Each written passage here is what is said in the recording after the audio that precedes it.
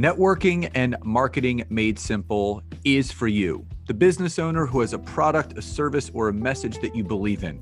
My name is Scott Aaron, and each week we'll take a behind-the-scenes look into the real-world marketing and networking tactics and strategies for getting what you have in front of you to a lot more people. Thanks for spending time with me, and now let's get started.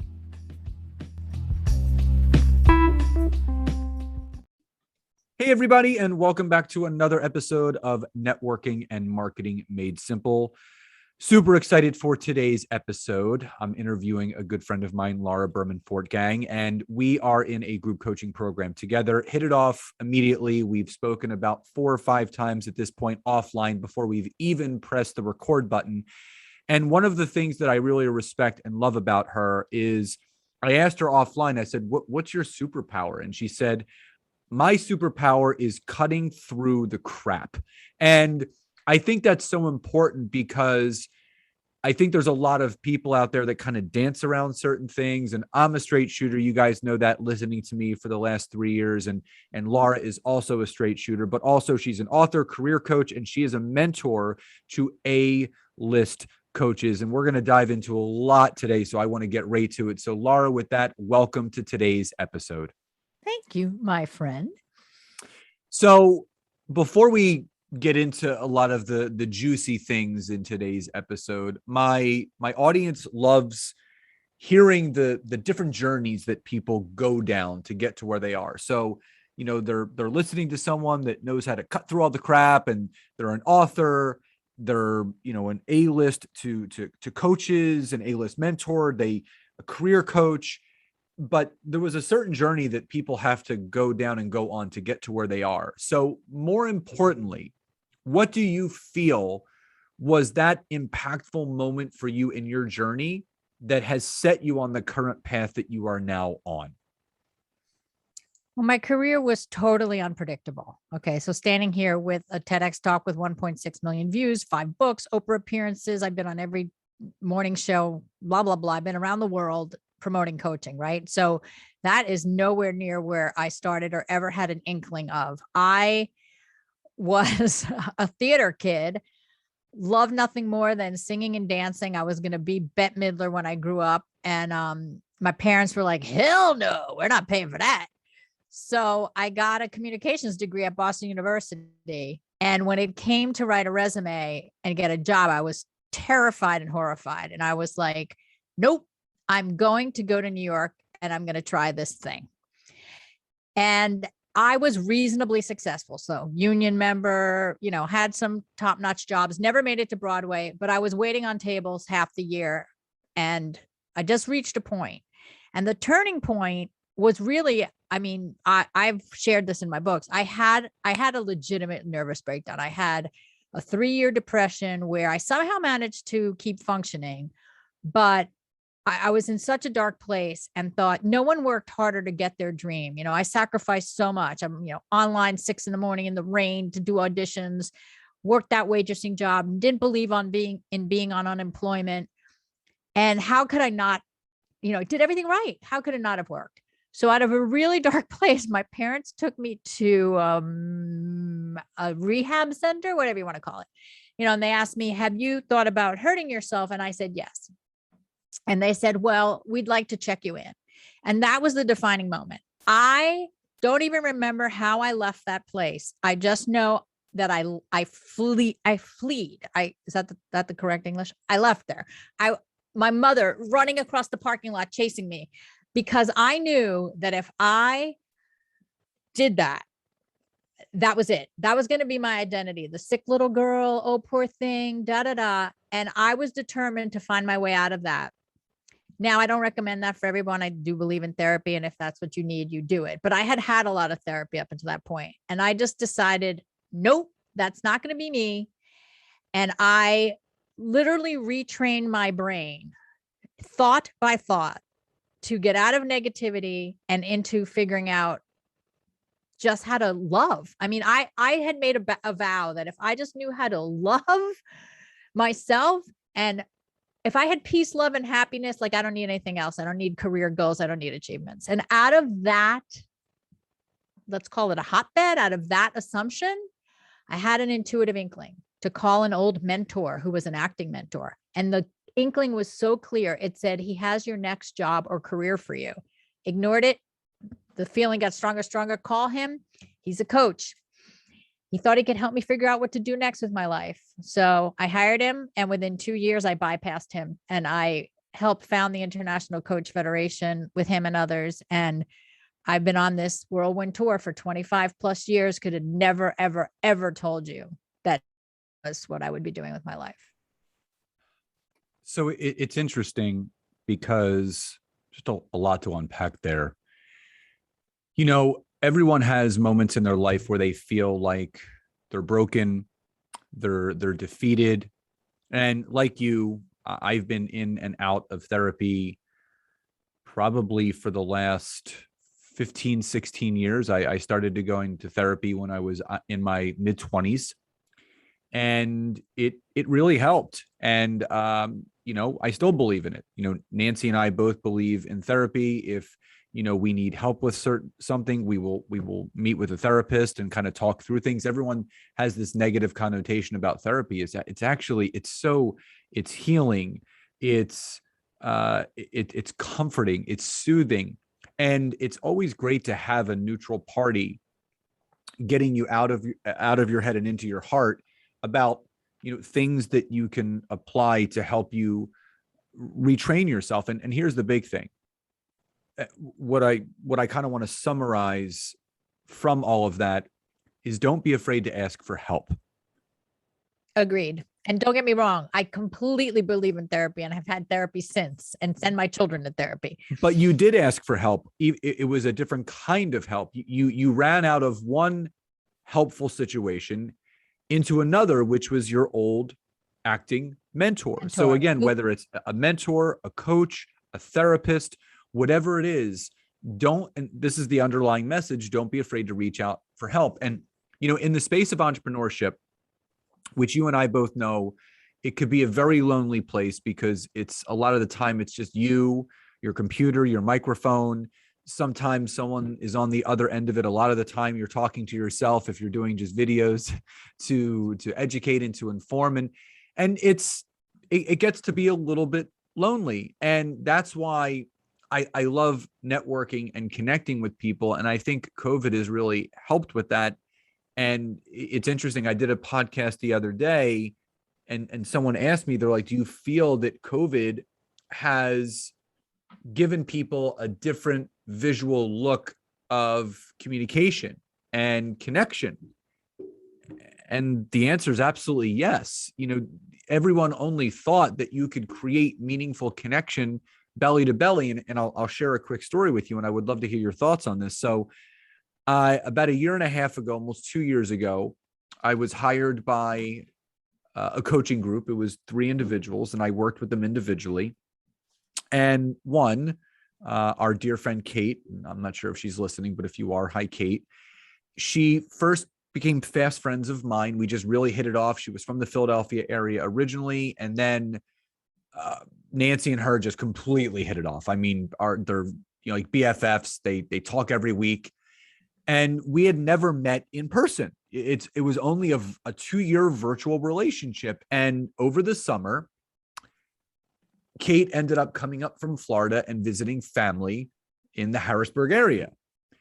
And Harrisburg, and you know, is not too far from Hershey. And we were planning a trip to Hershey anyway, taking Taylor there. So we used it as an opportunity to meet in person, which we did. And it's when you develop that sort of online relationship with someone and you get that close with them and you meet in person, it's just tremendous what can happen. And I'll say the same thing about therapy. You know, not a lot of therapists are in person right now. You know, for the last almost 2 years, every therapy appointment I have had or we have had has been online through Zoom, but you can still form that connection with people. So, you know, my big question to you is, being that author, being the TEDx speaker, you know, being that career coach, how do you find the landscape of coaching going right now, with the fact that people still aren't all in person all the time?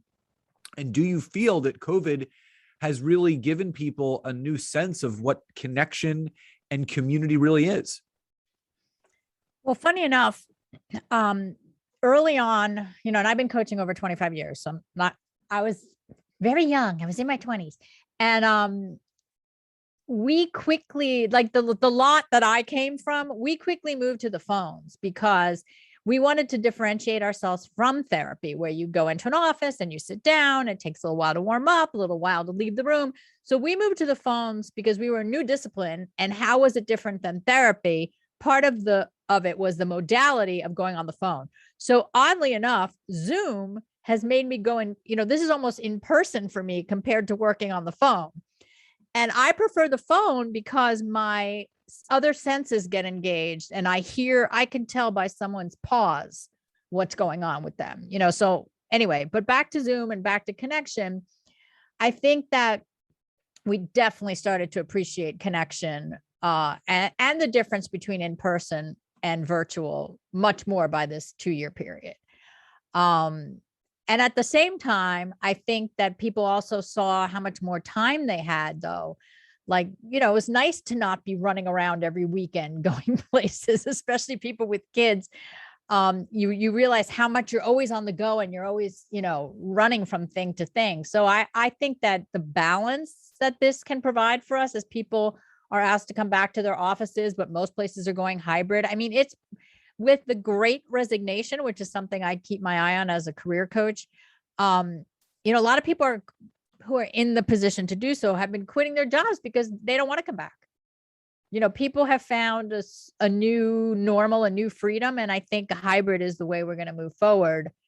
Certain amount of connections, certain amount of distance for our own sanity. What was scarier and why?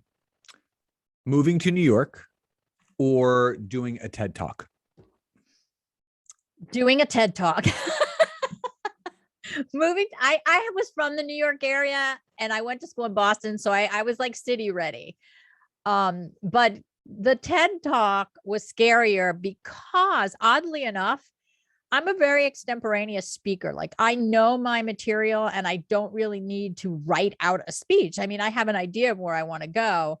And some of my best stuff comes by being an extrovert and thinking outside of my head. So to do a TEDx talk, it actually had to be written, timed, memorized, and prepared. And that was more frightening to me than standing. I could stand on the red circle and speak extemporaneously, but not when you have a 12-minute limit and you want to be sure that you get that message across, right? So TED is ideas worth sharing. So really deciding what is that one idea that you think if you never got to speak again would make a difference. So I felt actually more fearful about that. And funny enough, my TEDx story was that they did it in an outdoor venue, which is not the greatest for, too much ambient sound. And throughout my whole thing, there was like chains rattling from the wind and da-da-da. And I do my whole thing. And then they told me when I got off stage that the sound hadn't worked and I was going to have to do it again. And there was something disappointing about that. And then at the same time, it was such a gift because I came back in the evening, no wind, better lighting, and I was rehearsed. So and the beauty of doing the TEDx talk is the film that you get is so high quality. So I actually benefited from getting to do it twice, which most people don't get to do. But yeah, that was scary. So you can actually say you've done actually 2 TED Talks, but one was the practice round, basically. Yes. That is a rare privilege. So what would you say was the greatest learning experience, or I would say the greatest moment or methodology, so to speak, that you learned in getting into acting and performing that you were able to then translate into being a career coach and working with others? Wow, that's a really good question. I mean, okay, there's so much of it. I mean, where I thought I had failed, right? So I thought I had failed. I wanted to kill myself. There was nothing to live for. It was some divine plan to be someone who could just improv. Like if the best moments as an actor on stage is when something goes wrong and you have to like in the moment create a line or an action or save, I remember one time leaning over a couch and I was this dramatic character, kind of like a gypsy with lots of jewelry, and the phone got stuck in my necklaces. And the line that I came up with that cracked up the whole audience, like those moments where you are in the moment, was probably the best training for being an entrepreneur, being a coach, being on stage, doing a TED talk, whatever, because I'm not afraid of not knowing. I treasure the moments. I love Q&A when I do a speech more than anything else, because I don't know what's going to be thrown at me, and it's so much fun. So I say that was the greatest gift of the acting training, was to just not be afraid to be naked on stage, basically. I love not knowing. I love Q&A. That's why, any workshop that Nancy and I do, or any LinkedIn workshop I do, I always save 10 to 15 minutes at the end for Q&A, because I want questions. It was interesting. I did a keynote, a local keynote in Philadelphia a couple of years ago, and there was a lot of Q&A. I mean, it was like 45 minutes of Q&A, which is really long for Q&A. Right. And we got in the car after, and Nancy's like, "Man, you crushed that." And I said, "What do you mean?" She goes, "The way that you handled yourself during that Q&A," she goes, "you couldn't have done it any better. You didn't hesitate once. If there was something that you didn't know, you basically said, 'I didn't know.' And you went on to the next question. You don't have to have the answer to every single question." So the other thing that I'm really pulling from this is the art of being present in the moment. And this comes from a great book that I read called The Power of Now by Eckhart Tolle. And he talks about how there's three different types of people. There's people that live in fear. So they're thinking about the future. There's people that live in anxiety, which means they're thinking about the rear and things that have already happened. But there's people that live in peace. And the people that live in peace are the ones that focus on the most important time that we have, and the only time that we can control, which is right now. You and I understand that. Why do you feel it's so hard for other people to really be present? Because again, there's a lot of people that focus on the future. There's people that rewind the tapes and play their past. You and I get it, but what do you feel is really the main reason or catalyst to why other people really can't focus on being present? Lack of trust. It's a lack of trust. You don't trust yourself. You don't trust the universe. You don't trust that everything will be okay, even if you make a mistake.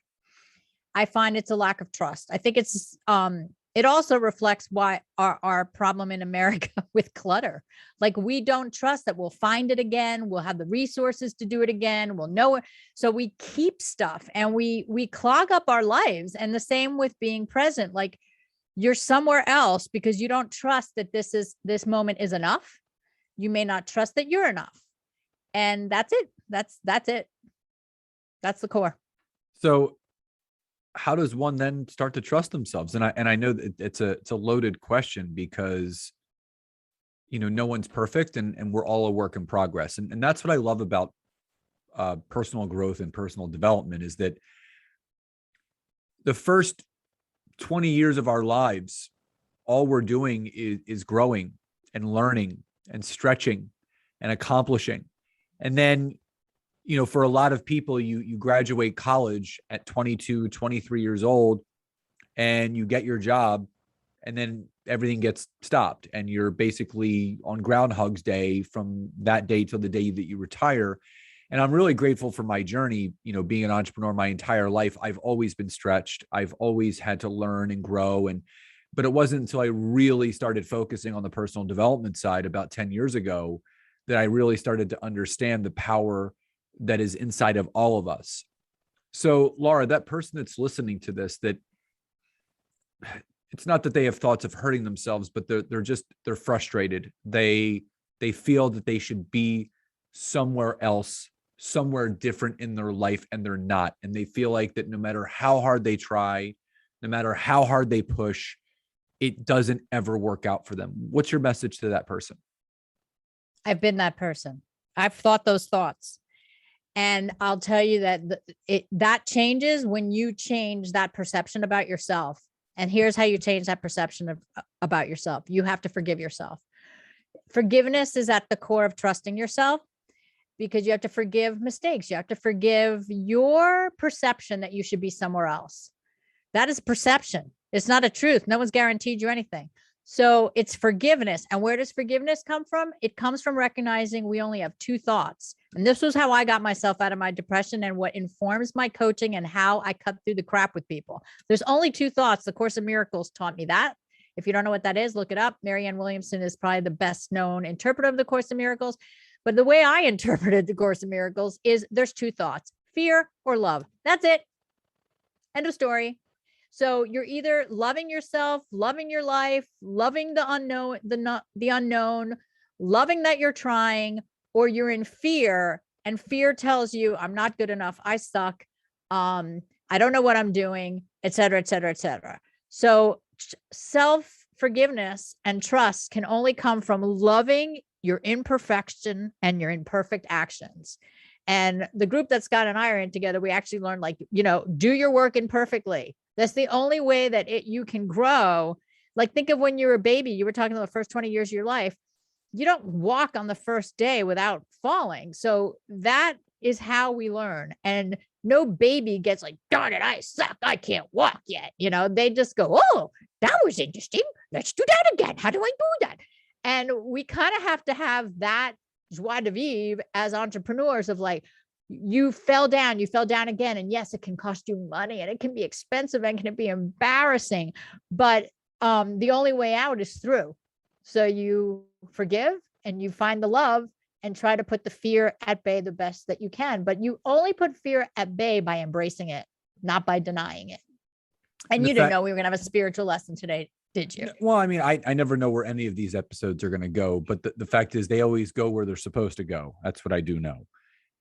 The big thing is people are constantly chasing something that doesn't exist, which is perfection. And again, I point the finger and I blame social media for a lot of that, because they created something called filters. So people now are embarrassed of their wrinkles. They're embarrassed of their, imperfect skin. They have to have some sort of, and again, you see these filters on Instagram where you can't even see the creases on people's faces anymore. And when you seek perfection, you are chasing and seeking something that is like a unicorn. It doesn't exist. And you can keep chasing it as long as you want, but you're going to always be left feeling dissatisfied at the end. And I'm a big believer in your failures always open the doors to your successes. And that's what imperfection is, and taking imperfect action is all about, because you end up learning how to succeed by learning how to fail first. And again, going back to the walking as a baby analogy, a baby has to learn how to fail first before he actually learns how to walk. He rolls over for the first time. He or she crawls. And then they cruise, right? They just, cruise along the couch. And then before you know it, they take that first step, and it's trusting themselves, right? And then before you know it, they're off and running and you can't stop them. And that analogy can be applied to anyone that's listening to this. If you really start taking those baby steps, if you start crawling first, if you start cruising second, and you start walking third, you'll be sprinting before you know it. So it's not a mental exercise. You only grow through the action. You can't sit there and grow your business by thinking about it. You have to try the thing that fails, and you try the thing that works, and you go. You brought up a really interesting thing. So again, we always talk, you hear people talk about the law of attraction and, visualizing money and again, yes, it's important to game plan and visualize, but people conceptually see these people coaching and teaching that are making all this money, and they think that you're sitting in a corner of your house staring at a wall with Buddha looking back to you, and then all of a sudden you open up your bank account on your cell phone and there's $1 million sitting in there. And that's not it. You can manifest anything that you want. You want to manifest $10,000, you have to do one thing to go get it, and that's take action. So what's your thought process behind the whole money manifestation and law of attraction compared to what you and I as coaches know works 10 out of 10 times, which is taking action? So what's your feeling towards all that? Yeah, I'm not a big believer in affirmations at all. Because we project something that is so far from our reality that we really can't make it true. The only way we make it true is by closing the gap with action. And we're not that evolved. We're not that evolved. Like if we were really, really evolved, sure, you can manifest $1 million in your bank account. We're not that evolved, people. Sorry. But the way we close the gap is with action. So this is where the mindset piece comes in, though. The mindset piece comes in that you believe what you believe because you have evidence that it's true. So if you're thinking the negative thing, you have evidence that you're not good enough because of this, this, and this. So when you switch that, you're not switching it to I am good enough. I am good enough. That's my good witch imitation. You're switching it to I'm good at talking. Just find the thing you're good at and then start talking. That's how I grew my business. I knew I could stand up in front of a crowd and connect. And I spoke to film my coaching practice. So what I'm trying to say is we cannot, okay, the mindset is what allows you to take action, but action is the alchemy. It's not just the thinking, right? So if I say I'm not good enough, I'm not going to go out the door. If I say, okay, I speak well enough to get in front of a crowd, I'm now going out the door. I've made an impact and I've invited people to, fill out my evaluation and allow me to call them if they want to follow up, right? So I've now created momentum. Now I can speak as someone who's failed many times that where the mindset comes in is identity. Okay. So how you see yourself, if you see yourself as nothing ever works for me, look, I have evidence of all this, then you will keep perpetuating that. So I've sat here as a not yet a $1 million coach going, why do all these people make money like that? And I've only, been in the 6-figure land. And then I recognized that it was me. It was what I thought my market would bear. It was what I felt comfortable asking for. And I have changed all that and not only doubled my income this year, it should be quadrupled by the end of the year. And I intend to then make my $1 million next year. But I do recognize in myself, it was a long period of time of not mentally allowing it because of my self-identification. Like things don't work out that way for me. That's not who I am. Money's not that important to me. Bullshit. So, it took COVID for me sitting on the couch and getting fat to recognize that, wait a minute, I've relied on so many outside forces to help me with my career. Like, as I am very fortunate, a lot of the things that I've done have come to me. And I just said, wait a minute, let's pretend none of that comes back. What are you going to do? And I leveraged what I had. And that's where we met. And I got into this coaching group for myself. And I've absolutely changed my self-concept, which has allowed me to step out of that place. Like, right. So I never could materialize the $1 million with no action, but I couldn't materialize anything because I wasn't identifying as someone who could do that. So the mental game is the identity game and breaking through your own barriers of how you see yourself. And that's how it meets action to create that manifestation. You see what I'm saying? It's not a mental exercise alone. It's a mental exercise that you then allow yourself to take the action that is required to get to that place. So whether it's asking for help, being in a program, asking for money. I ran for office twice. And when I raised over $250,000 in record time, I recognized, holy crap, I don't ask like this in my own business, but I was willing to ask for it for a cause I believed in. And that helped me shift my mind about how to do it in my own business. So I don't even know if I answered your question, but I think we got there somehow, right? We did get there. And that's a perfect segue. And, you have something coming up in about a week and a half. You have your own little workshop, but also I want you to tell the audience how they can connect with you offline. So talk a little bit about what you have coming up and how people can find out more about it. And also how they can connect with you offline after the episode.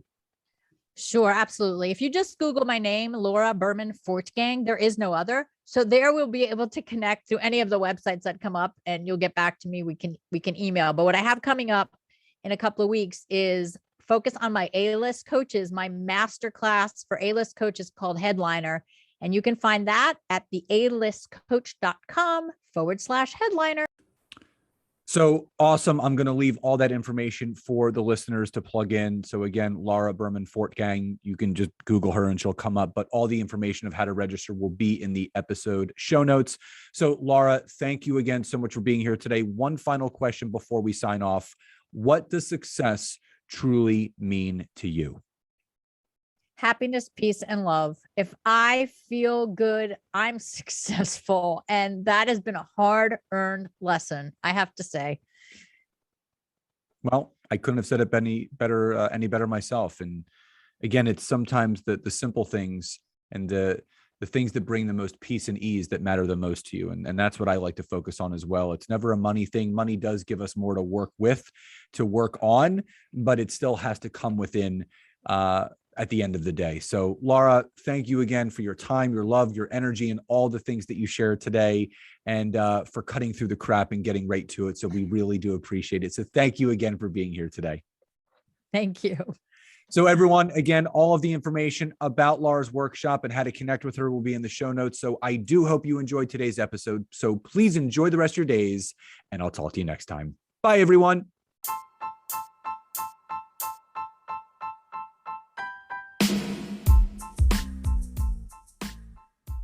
Thank you so much again for checking out today's episode. And if you are listening through iTunes, Spotify, wherever you are, please leave me a rating and review. Let me know what you loved, what you would like to see improved, or ideas you have for future episodes. And if you are interested in taking your business to the next level, don't hesitate to go to my website, www.scottaaron.net, where you can schedule a free discovery call with me, where I can learn more about you, your business, what you're struggling with, and how we can work together. And don't forget to check out my wife, Nancy, and mine, our free community on Facebook called LinkedIn Leads for Life. We would love to see you in there. Have a great rest of your day. And thank you everyone for your support. Grateful for each and every one of you.